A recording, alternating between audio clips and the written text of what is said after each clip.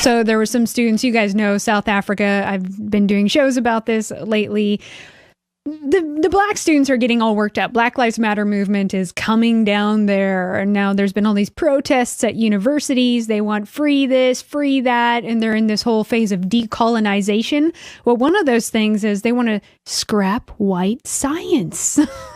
Yeah, that's right. Let's play the video of this gathering. Remarkable stuff here, folks. So do enjoy. It's going to be one of the coming questions. How do we even start to decolonize science? Because science is true because it is science. And, what can you do?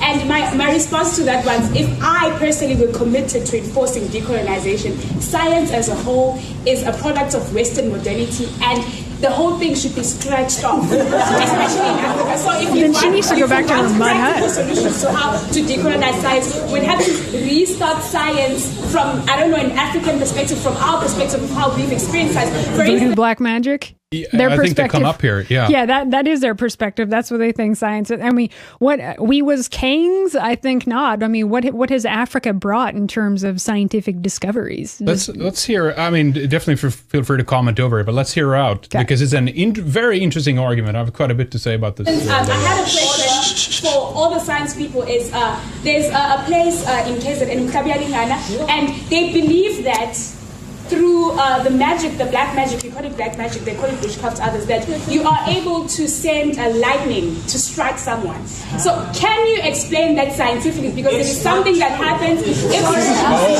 Here we go. This is hilarious. This white portion kid here said, it's not true. It must have been a white kid, I think, right? I think so. It sounded like it. It's And not look, true. Shaniqua stands up right away. So let's hear the explanation here, because this is interesting, right? I mean, this is just a complete disintegration of reason, logic, empiricals. We'll get to it. We'll get to it. Let's just let her talk here.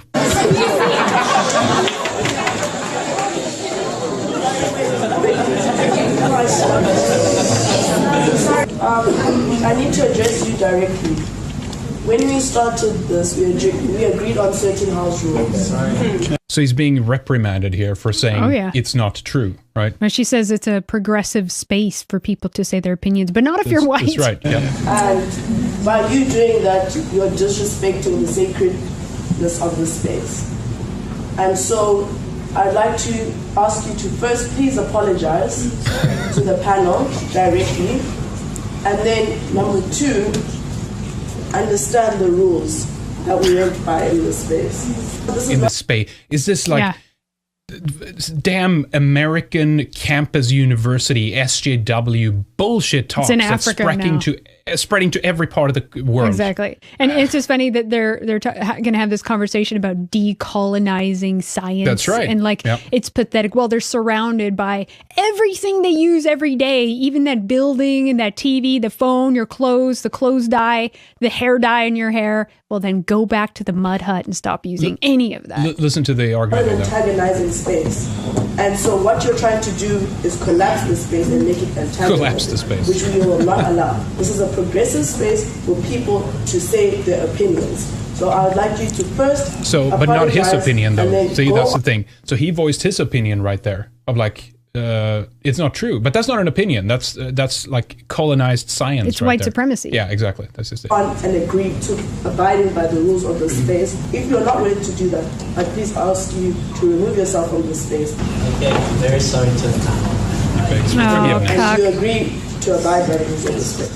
Thank you. Please carry on. So I will finish. See, that very response is the reason why I am not in the science faculty, but Western modernity is the direct antagonistic factor to decolonization, because Western knowledge is totalizing. It is saying that it was Newton and only Newton who knew or saw an apple falling, and then out of nowhere decided that gravity existed and created. See, we have to talk about this right when we have them right here on the spot here. So they think that empirical observations of reality is a white racist construct, right? That somehow, I mean, this is how delusional these people are. Again, this is the environment that the American, predominantly cultural Marxist environment has created. Oh, yeah. And so they think it's a lie because it came from white man, right? Yeah. So it's like it's a wicked remnant of colonization. Therefore, we have to destroy it. But I mean, again, if this was true, why did millions of other Africans pour into South Africa to reap the benefits of the white Afrikaner of what they had created. And right? also, if it's all fake, we go to outer space and we build stuff. We build but that's a conspiracy theory too. We build amazing things that all these Africans flood into our countries who want now because of science. I think it's interesting that she brings up black magic, to be honest, you know, like kind of. That's how they really are. I've been deep into a village in Africa. I think I've said this before. We were the first group of first white people I've ever seen, and they were all about voodoo and visions and all that. Still very alive. I mean, so she thinks that observation equates to deciding on the very physical laws of like reality itself. That's what's interesting, whether it's true or not, right? I mean, so this is in a Western and a Eurocentric way of thinking. Ergo, that equates to white supremacy, and it's wrong, right? And we're talking about a place that didn't invent the wheel. So, all right, let's listen to the rest there. It's an equation, and that is it. For whether people knew Newton or not, or whether whatever happens in Western Africa, Northern Africa, the thing is, the only way to explain gravity is through Newton, who sat under a tree and saw an apple fall.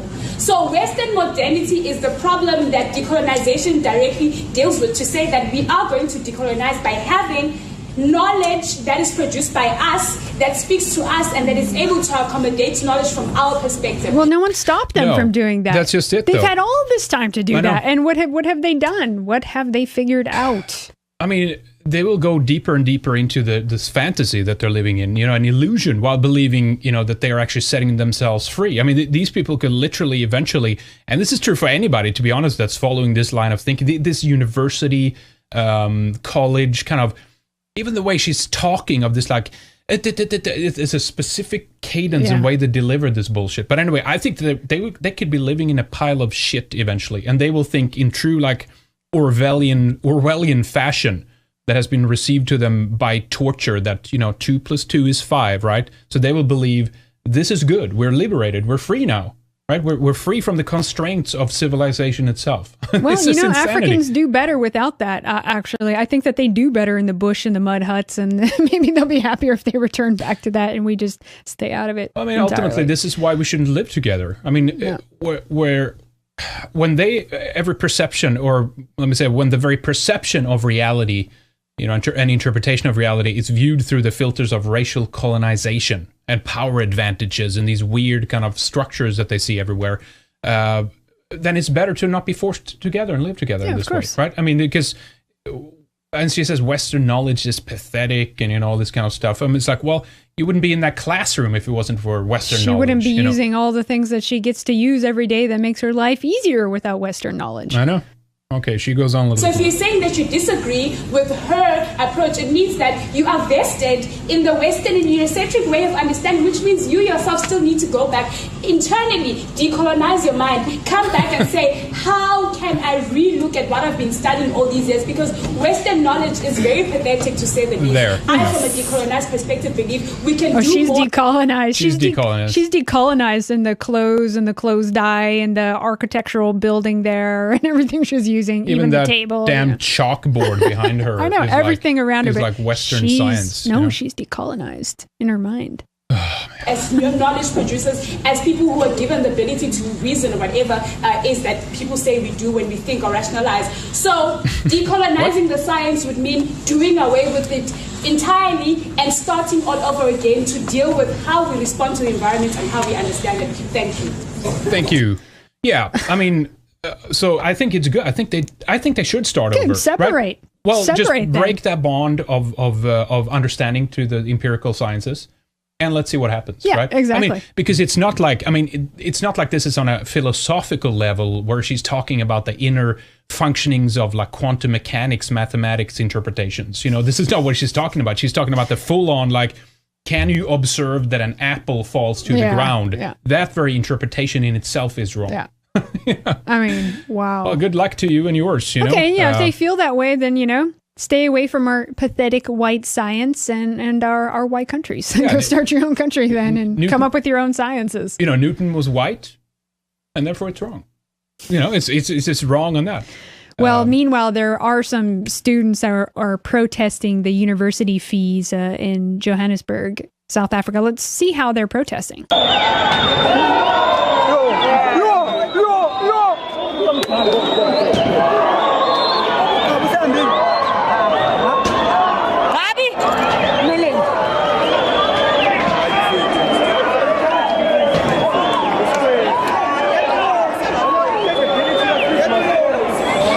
So it's basically Black Lives Matter all over again down there. Yeah, looting. Looting is protesting. I want everything for free. Give it to me, or I'll just go steal it and destroy stuff. I mean, this is crazy. Yeah, And no it's one does crazy. anything. It's just like amazing. monkeys cheering this whole crowd, you know. No one stops them.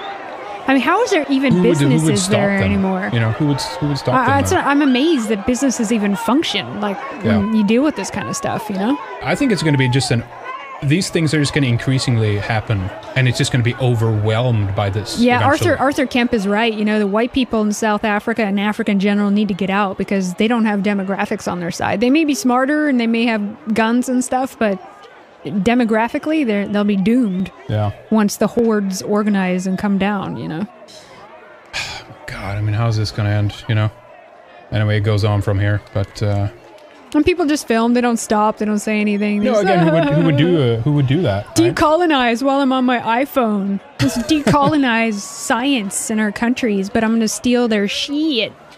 Yeah, steal their bag or where was this? Do you know where that was? by the way? Johannesburg. I've been there okay. before. Yeah. Yeah.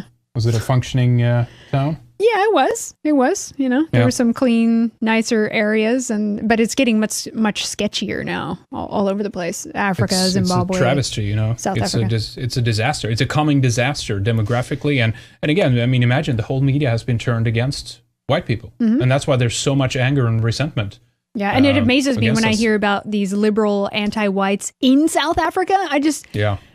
I don't even know. You know, it's Marxism.